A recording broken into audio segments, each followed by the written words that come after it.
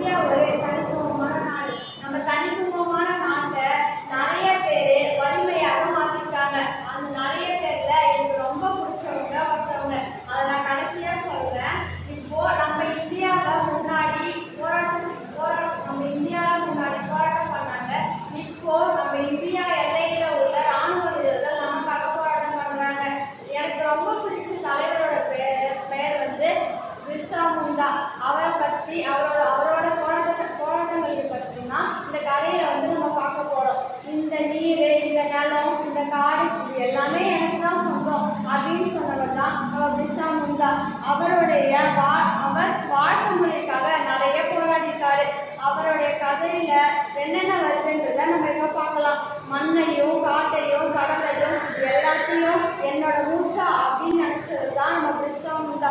அவருடைய சிந்தனையாலும் போராட்ட வீரத்தினாலையும் தன்னோட மக்களோட வாழ்க்கை எப்படியாவது ஒரு மாற்றத்துக்கு கொண்டு வரணும் அப்படின்னு நினைச்சாரு. உழைப்பவனுக்கு மட்டும்தான் நிலம் அப்படின்னு சொன்னவர் தான் நம்ம பிர்சா முண்டா. ஆதிவாசிகள் உரிமைக்காக அவர் முதல்ல போராடினாரு.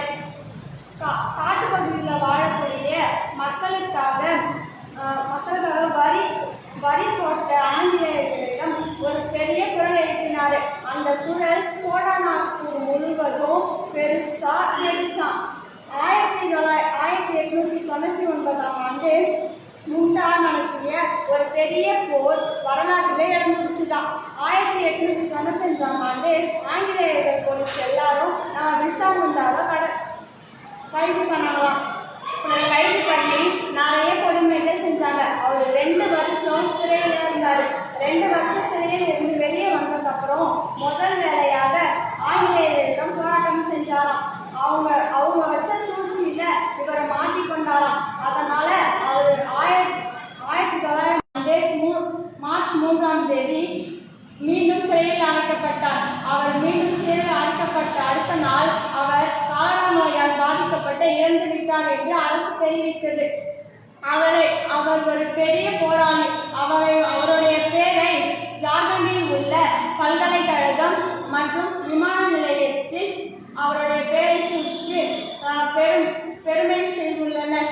தனித்துவமான போராளி பிர்சா முண்டாவின் என்னை கவர்ந்த பெரிய போராளி